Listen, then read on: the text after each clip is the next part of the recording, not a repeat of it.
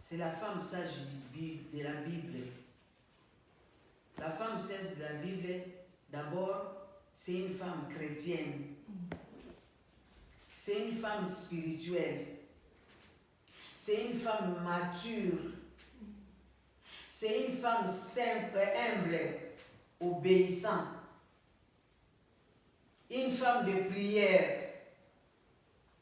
Ce qui est la définition de femme sage, tout ça, la définition de femme sage est belée. Mais nous avons insisté, femme sage, est une femme spirituelle. Une femme qui aime la prière. Une femme qui met la parole de Dieu en pratique. Une femme humble, douce et obéissante. Amen. Amen. Amen. J'espère que vous comprendrez. Femme sage au Ghana. Sagesse au Yamaya classe était. Au Ghana universitaire. Non. Sagesse à classe n'a pas que orgueil. Na intellectualisme. Bato bana sagesse ya classe au Kaka makamanzambe. Bapesa donc c'est ça. Mais autres femmes sages, les amis femmes sages, il y a la Bible. Ceux qui va dire quel genre de femme sage bâtit sa maison et l'insensé la renverse par ses propres mains. Insensé, les autres comme insensé, t'es au côté insensé, les autres une femme sage. Parce que femme sage n'est à vous bâtir une pour bâtir une yo, et que vous bâtir un peu la maçon va tomber en toyokana. Ozu ba brique na cimenté. Pour bâtir en haut, le col la maçon té. Pour bâtir à ezali, élever la valeur de ta maison, de ton foyer et de ton environnement. Bâtir, c'est augmenter la sagesse de Dieu dans ta vie. Bâtir, c'est mettre Dieu au centre de ton foyer. Couvrir ta maison de la protection de Dieu par la prière. Donc, femme sage, Azamoutumoko, Oyo, Azar, le appelle intercesseuse na kati na ndaku na ye. Qui femme sage na ye, et vous souka peka en église té. Et vous souka peka en ndaku té, pardon. Femme sage na ye, il fait mon na partout. Même une église, même une moussala. Donc, environnement, milléniaux sont yo okende. Il faut sa sagesse na yo divine. Yamukilité. Amen. La sage femme, la sagesse pour une femme qui bâtit sa maison, c'est savoir se conduire devant toutes les situations. Donc, le botanga na 2 Chroniques 1:10.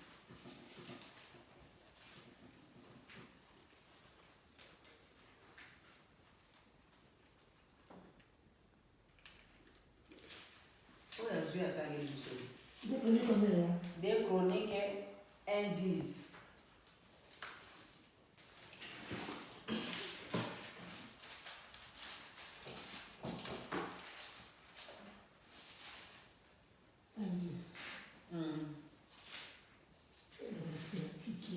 Non, on a vu, c'est bon. Accorde-moi donc, c'est ça non, 10, hein? Oui. Et 1 à 10, hein? Non, 2 Chroniques 1, verset 1. Donc, on commence Chapitre par 1. Natanga. Ok. J'ai lu au nom de Jésus, Amen. dans 2 Chroniques 1:10. Accorde-moi donc de la sagesse et de l'intelligence, afin que je sache me conduire à la tête de ce peuple. Car qui pourrait juger ton peuple, ce peuple si grand? Amen. Amen, amen. Amen.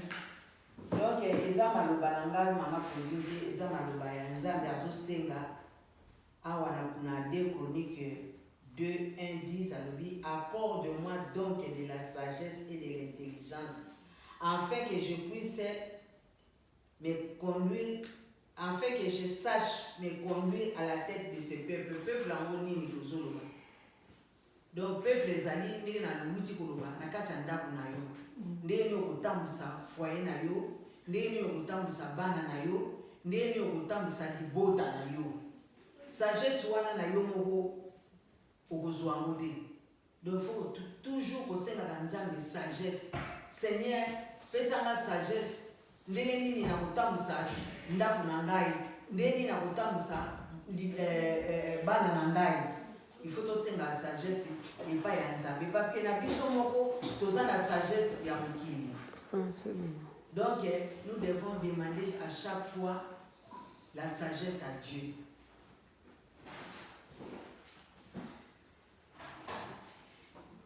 Pour ton foyer, tu as besoin de la sagesse pour élever tes enfants, même dans l'église. Comme j'ai dit, tu as besoin de la sagesse. Pour tout faire, nous avons besoin de cette sagesse-là. Amen. Amen.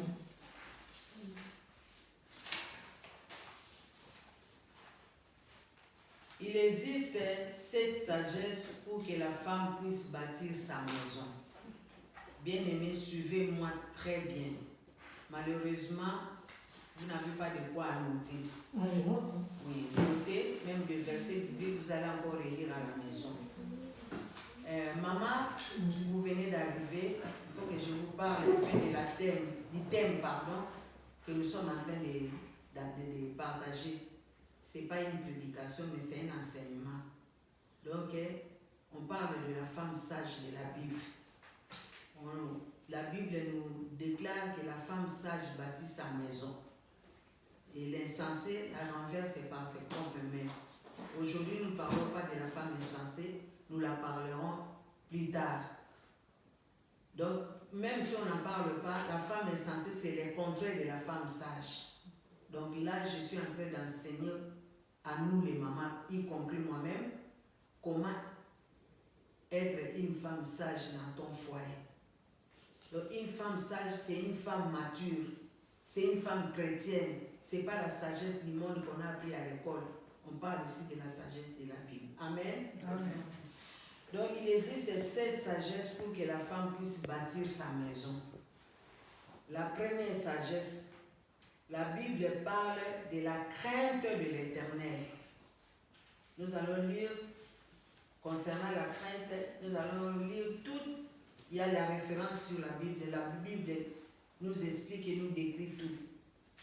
Pour que vous sachiez que je ne vante pas ce que je suis en train de vous enseigner. On va lire dans Job 28, 28. C'est la crainte.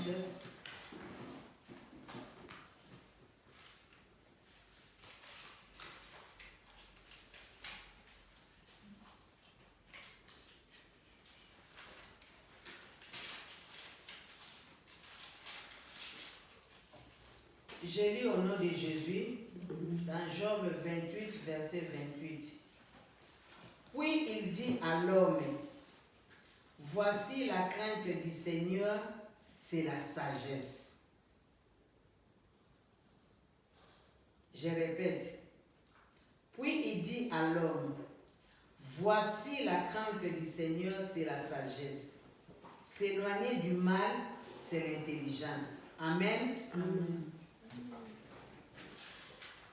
Donc, une femme sage qui bâtit sa maison doit avoir la crainte de l'Éternel, c'est-à-dire que tu dois éviter le péché, des disputes, des insultes dans ta maison, l'impolitesse, l'arrogance. Il y a des mamans qui sont désobéissantes envers leur mari. Il y a des mamans qui sont impulsives, qui aiment dominer les maris. Ce n'est pas la sagesse pour une femme. Tu ne peux pas bâtir ta maison. Les maris te parlent, tu es impoli. Ce n'est pas de la sagesse. Donc il faut être une femme humble, douce. Une femme qui attend son mari quand il parle, lui, il ferme la bouche. Même s'il a raison, elle ne doit pas répliquer du coup.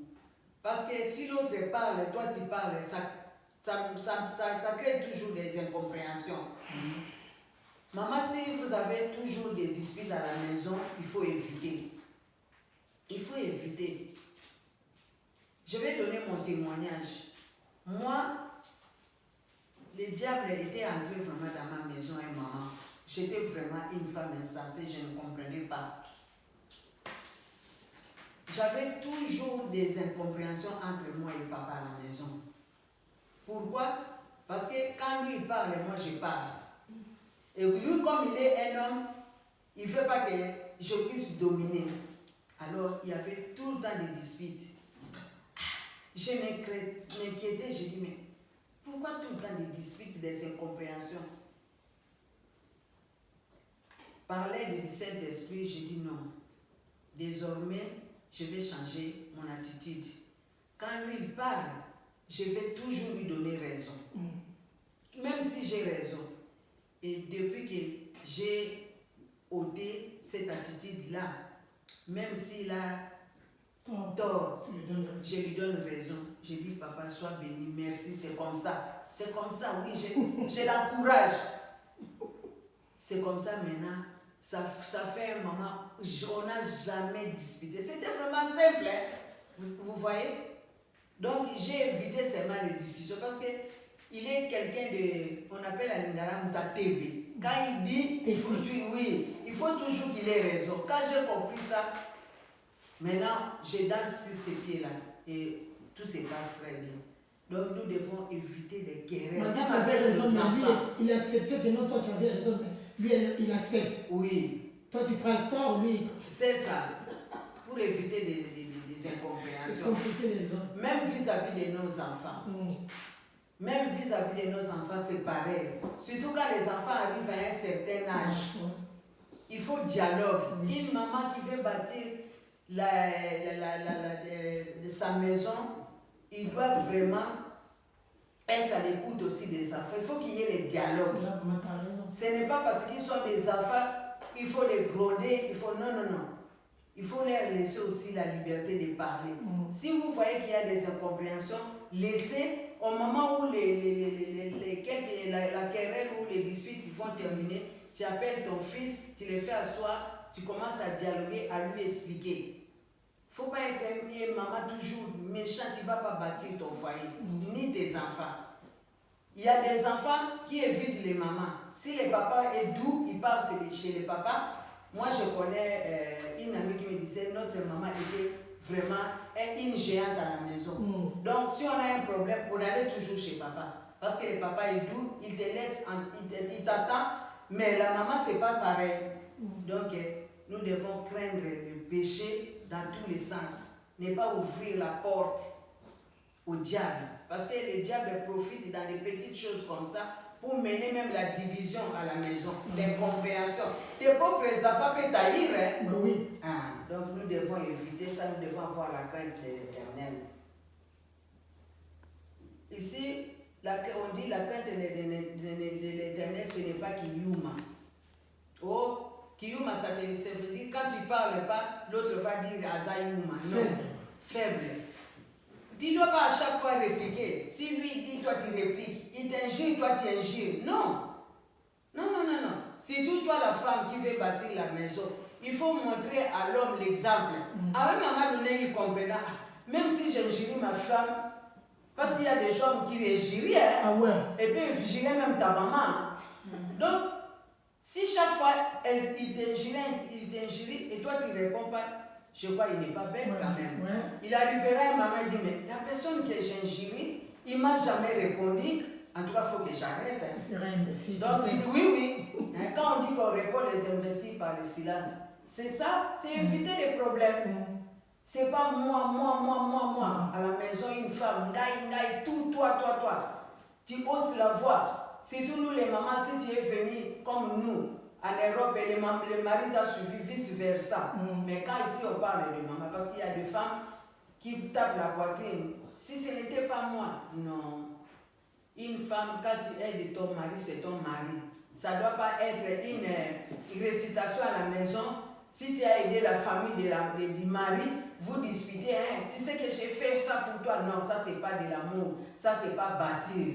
Il n'y a pas la vengeance dans le foyer. Il n'y a pas la vengeance dans le mariage. La femme, c'est une aide. Quand il aide. Ce n'est pas un jour que tu as aidé et puis un jour tu dis tu regrettes. Non. Même si le mari te déçoit, même s'il est impoli, même si tu t'injuries, tu as fait ça parce que tu es une femme sage de la Bible, tu as fait pour l'amour de Dieu. Tu lui dis, j'ai fait ça pour l'amour de Dieu. Je n'ai pas fait parce que, ou bien tu es supérieur à moi, non. Tu ne peux pas t'enorgueillir. Une femme sage ne s'enorgueillit pas dans la maison. Amen. On a donné même l'exemple de Jésus. Jésus lui-même, le Fils de l'homme, on l'a injurié, on l'a insulté à la croix, on lui a même jeté du salive. Tu crois que Jésus n'avait pas le pouvoir d'agir? Non, il a le pouvoir. Mais comme il est 3 fois saint, il a voulu prouver la sainteté en lui. C'est pourquoi il a laissé que les hommes l'humilient, l'insultent à la croix. Donc, il a prouvé vraiment qu'il est Dieu. Et à combien nous plus, nous devons être les imitateurs de Jésus, même dans nos foyers, pour bâtir bien nos maisons. Amen. Amen. Donc là, c'était concernant la crainte de l'Éternel. Et deuxième point, c'est l'humilité. C'est l'humilité, c'est quoi? L'humilité, je parle de l'humilité humble. C'est le deuxième point sur les 7 sagesses que j'ai dit. Donc l'humilité, nous allons lire dans Proverbe 11, verset 2. Je lis au nom de Jésus. Dans Proverbe 11, verset 2, il est écrit: quand vient l'orgueil, vient aussi l'ignominie. Mais la sagesse est avec les humbles. Amen. Donc, sans l'humilité, tu ne pourras jamais bâtir ta maison. La sagesse est avec les humbles. Donc, nous devons bannir, comme j'ai dit tout à l'heure, le moi. Le moi, c'est l'orgueil. Le moi ici, les M là, c'est quand tu es orgueilleux, tu crois que tu es heureuse, non, tu es malheureuse. Donc, moi, les M là, moi j'ai analysé, décrit ça. Les M comme tu es malheureuse, les O c'est l'orgueil et I c'est l'insensé. Une femme sage doit être humble parce que la Bible même lui dit l'humilité précède la gloire. Nous devons être humbles dans notre vie, bien-aimés, pour bâtir nos maisons, pour bâtir l'église, même à l'église. Oh, elle m'a dit ça, je dois répliquer. Non, bien-aimé. Une femme sage ne réplique pas à toute situation. Des fois, tu as vu comme tu n'as pas vu, tu as entendu comme tu as entendu. Des fois, si quelqu'un te parle du mal, fais comme tu n'as même pas entendu. Et là, c'est de l'humilité. Donc, nous devons être humbles, même devant nos chefs, partout, comme j'ai dit. La femme sage, ce n'est pas seulement dans la maison. Nous devons bâtir notre vie partout. Amen. Amen. On avance.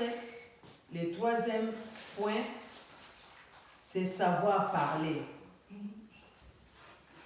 Et savoir parler, nous allons lire dans Proverbe 16, 23. Je lis au nom de Jésus. Celui qui est sage de cœur manifeste la sagesse par sa bouche et l'accroissement de son savoir paraît sur ses lèvres. Amen. Amen. Donc ici, j'ai bien dit savoir parler, bien-aimé. On dit toujours, la bouche qui parle trop, c'est la bouche qui pêche. Avant de parler, bien-aimé, même on commence d'abord par notre maison. Comme j'ai dit aux enfants, à ton mari, il faut tourner la langue. Dire que est-ce que c'est que je vais parler, est-ce que ça va lui plaire? Ça ne va pas causer des ennuis, même à mon fils. Est-ce que ça ne va pas causer des incompréhensions? Bien aimé, il faut avoir la sagesse, la manière de parler. au prochain, aux collègues de service, à l'assemblée, à l'église, parler avec amour, bien-aimé. Tu sais que tu peux reprocher quelqu'un, mais quand il les reproche avec amour, avec douceur, elle ne prendra pas mal. Il y a des mamans qui parlent toujours méchamment. Il te donne un langage là, lingala, comme on dit en lingala, tu es abattu. Donc nous devons avoir une langue vraiment bénie, qui bénit. Amen. Pas qui maudit. Pas une langue qui blesse. C'est une langue venue des serpents. C'est les serpents qui blessent. Nous devons être des femmes sages qui parlent avec amour, avec compassion. Bien-aimés, réexaminons-nous. Moi, je dis toujours, je préfère beaucoup écouter, moins parler. Parce que si tu as l'habitude de trop parler, tchakou, perroquet, tu vas pécher mes bien-aimés. Il faut réfléchir avant de parler. Il y a des choses, des fois, laissez. Ne dis même pas, ne dis rien. Tu regardes seulement. Parce que parler là, surtout nous les mamans, vous partez dans n'importe quel milieu, en train de parler. On pêche les matongi, les songi, tout ça à cause de parler. Nous devons éviter de trop parler. Parler des choses qui instruisent. Donner des bons conseils, parler dans ce sens-là. Là, c'est bon. Si tu parles pour donner des conseils, c'est bien. Pour évangéliser, c'est bien. Pour prêcher, c'est bien. Mais parler inutilement des choses qui n'édifient pas, qui ne glorifient pas Dieu, qui blessent les autres. Il y a des mamans, des fidèles qui ont même fui les églises à cause des autres. À cause de parler. Oh, on m'a critiqué. Non, bien-aimé. Si tu as de l'amour, tu ne peux pas parler du mal de l'autre. C'est le manque d'amour aussi. Si j'aime maman Mado, je dois lui parler avec amour. Si je dois lui reprocher, je dois lui reprocher avec amour. Pas avec méchanceté. Pas hausser la voix. Il y a des femmes qui parlent à leur mari et le mari il est là. Il y a d'autres maris qui ne parlent pas. Hein. Mais quand la femme commence, le mari a un mot seulement. La femme en a 10. Et comment tu vas bâtir ton foyer? On a vu les hommes prendre d'autres copines. Parce qu'à la maison, la femme parle trop. On attend des papas aussi parler. Hein. On a prié avec des papas. Il dit qu'il y a une maman, ni t'étais le Seigneur. Moi, quand j'étais dans le monde, j'ai quitté ma maison parce que ma femme, c'était vraiment... Quand il crie à la maison, tu dis, il y a une lionne ici. Donc, nous devons vraiment tourner notre langue, comme j'ai dit avant de parler. On ne peut pas sortir. Une femme sage ne sort pas n'importe quoi dans sa bouche. Amen. Amen. Quatrième point, ça c'est vraiment un point aussi très très important que nous devons bannir, bien aimé. C'est la colère. La colère. Et nous allons lire ça dans Proverbe 19, 11.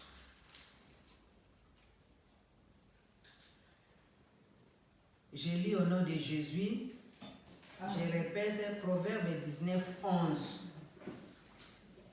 L'homme qui a de la sagesse est là à la colère. Il met sa gloire à oublier les offenses. Ah, là, c'est clair. La colère n'est pas de Dieu, bien aimé. Si tu es une femme qui est tout le temps en colère, il faut chercher la délivrance. Elle va donner la colère. La colère ne bâtit pas. C'est des esprits, hein. Des fois, tu n'as pas envie d'être en colère, mais il y a quelque chose, un esprit en toi. Il faut chercher les hommes de Dieu. Ne trouvez pas normal. Parce que quand cet esprit se manifeste, tu ne peux pas te retenir.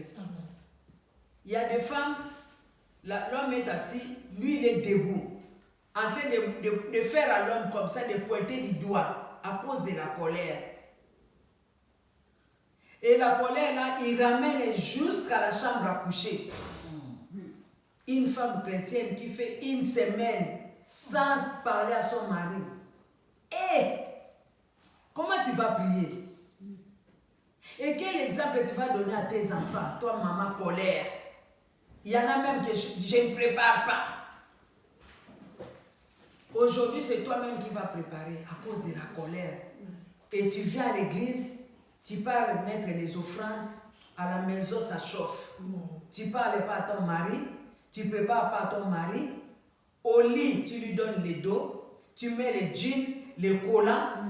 Quel est ce pardon que tu ne peux pas pardonner? Au moment où Dieu nous pardonne, hein, bien-aimé, nous devons bannir la colère. Un enfant de Dieu, oui, ça peut arriver. Je ne dis pas que la colère ne peut pas venir. Mais il faut faire un effort. Dès que tu as la colère, quelque temps après répands-toi. Répands-toi, demande pardon à Dieu et tu continues le chemin. Pardonne celui qui t'a offensé. Et la colère aussi ouvre les portes au diable dans nos maisons. Moi, j'ai vu à cause de la colère, j'ai vu des gens témoigner. À cause des disputes, moi et mon mari, on a perdu un enfant. La colère n'est pas de Dieu, bien-aimé. Nous devons éviter la colère. Même à l'église, moi ça m'étonne quand on me dit qu'il y a des gens qui ne se parlent pas. Et est-ce que même s'il a tué, mais je ne crois pas qu'il a tué quelqu'un de ta famille. À cause seulement des disputes ou de la parole, ou bien il a parlé quelque chose derrière toi, tu n'as même pas vérifié. Peut-être quelqu'un a voulu seulement vous séparer. Parce que l'ennemi est là pour diviser. Et toi, tu te mets en colère sans vérifier, bien-aimé. Tu ne veux plus parler à ta soeur et tu viens à l'église servir Dieu. Tu t'attires la bénédiction ou bien la malédiction? La malédiction, c'est net et clair. Donc, cherchons vraiment, si c'est un géant dans ta vie, dans ma vie, nous devons chercher, comme j'ai dit là, les hommes de Dieu, pour chercher la délivrance. Et quand on va te délivrer, la colère va partir et tu vas bâtir ta maison dans la paix. Moi, je donne toujours des témoignages, pas des autres personnes, de moi-même. Bien aimé. Papa Gilet que vous voyez là, il va suivre. Parce que moi, quand on m'envoie, je lui donne pour écouter ce que j'ai parlé. Il avait une colère, je te vous dis, diabolique et satanique, démoniaque. Quand il se fâchait, Maman Lise, il renversait tout à la maison. Il cassait des verres, il cassait tout. Si par exemple il veut sortir, je prends la clé de la voiture, je cache. Trouble. Donc il avait une colère, il prend le frigo. Donc, tout ce qu'il va trouver, il va casser. Taper n'en parlons pas. Si tu es à côté, gifle. Même en pleine route. Donc, sans maîtrise. Et ça la rendait après ridicule. Et quand il a commencé à servir Dieu, c'est pas parti vite. Moi, tout le temps, quand il se mettait à colère, j'ai dit, hé papa, homme de Dieu, regarde comment la colère te ridiculise. Après, tu vas prêcher les autres quoi? Je ne m'adressais pas à lui, à cet esprit-là. Mais il a fait un effort, je vous dis. Même s'il te parle aujourd'hui, il te regarde comme il ne t'a même pas entendu. Donc, il a pris la colère. Vraiment, j'ai béni Dieu. C'est vraiment mauvais, c'est un géant qui détruit tout. La colère détruit tout. Tu sais qu'il y a beaucoup de gens qui ont tué même des gens avec un couteau inerte à cause de la colère. Après, ils regrettent, mais tu vas déjà en prison. Donc, faisons attention. La colère n'est pas de Dieu, bien-aimé. Et si tu te mets en colère, et quand tu vas prier, tu vas dire quoi à Dieu? Au moment où tu as la colère, Au moment où tu ne t'adresses pas à tes enfants, à ton mari,